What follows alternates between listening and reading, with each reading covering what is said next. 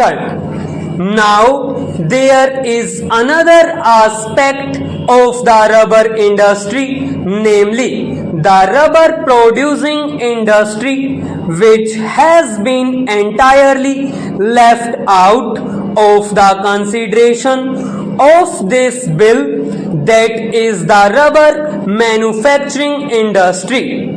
My honorable friend Mr. R.P. Sinha has rightly pointed out that aspect.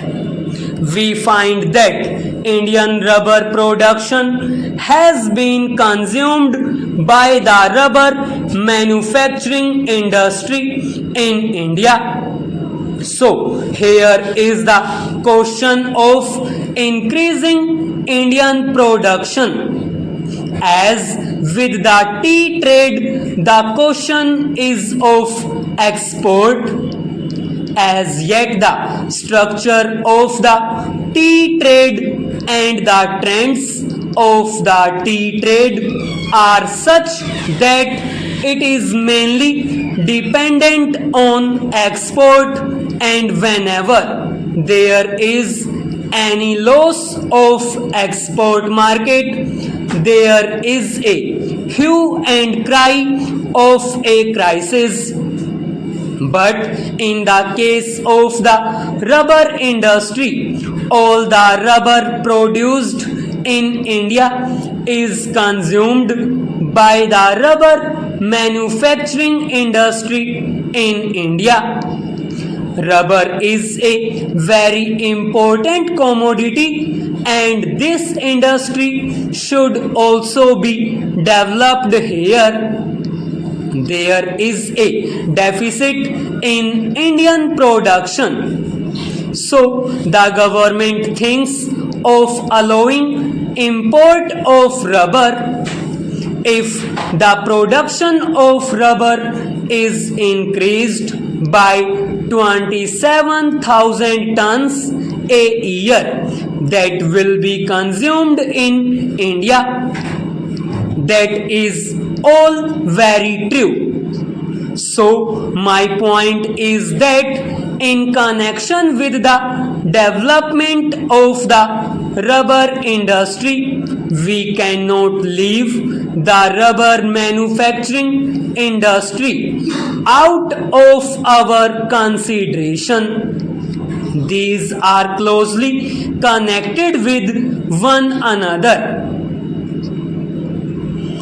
Coming to the question of the rubber manufacturing industry, my friend Mr. R.P. Sinha has rightly pointed out that it is also dominated mainly by foreign companies. The rubber manufacturing industry in India produces various types of rubber goods, from tires to waterproofs and other rubber materials. They produce tires and tubes, cables, general mechanical goods, including roofing, footwear, and so on. But the predominant position in the rubber manufacturing industry is occupied by Messrs. Dunlop Rubber Company, Messrs. Firestone Tire and Rubber Company, Bata India, etc. And from the figures which have been given in the report of the Indian Tariff Board, it is seen that the average total consumption of rubber is distributed among a large number of small industries. Here also the question that arises is this: how should we treat these concerns, these big gigantic concerns? Sir, I have not studied the condition of labor in these industries of Messrs. Dunlop, Firestone and Goodyear Company. Therefore, just now I am not in a position to give you the picture of their condition. But the question is that from the price of rubber in India in relation to the world price of rubber, these points are mostly benefiting. It is true that prices cannot be fixed in such a way that the big concerns will pay one price for the rubber and the small concerns will pay another price for rubber. Here also the main question that comes is this: if we want to develop the small units, the question arises of putting some check on the profits made. These big foreign companies must go. It is they who are taking all the advantage of the present position in India. About that aspect, I find that there has been no mention in the bill and there was no indication in the speech of the Honorable Minister for Commerce. Then lastly, I would like to say that here also the government has taken the power to appoint the chairman and is going to reconstitute the board. The same remarks which I made in connection with the chairman of the coffee board are valid here.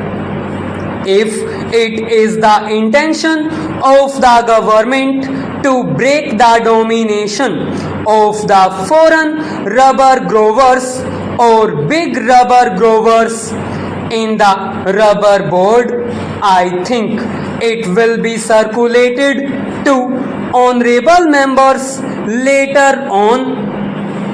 Let there not be any foreign representation on the board. If the government is not prepared to accept that suggestion, then also it can take certain other minimum steps. It can increase the representation of small growers. It can increase the representation of labor.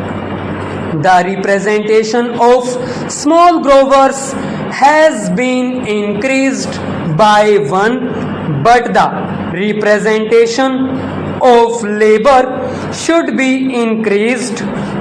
I do not suggest the number now.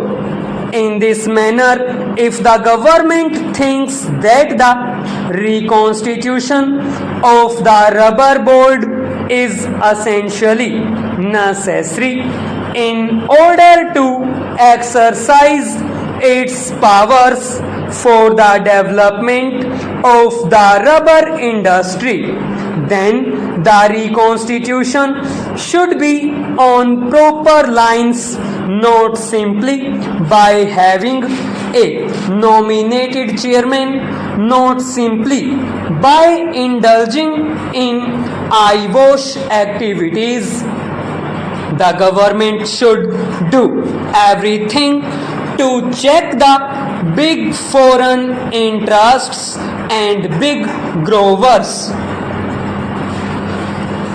Mr. Vice Chairman, as has been pointed out, we have a series of similar bills.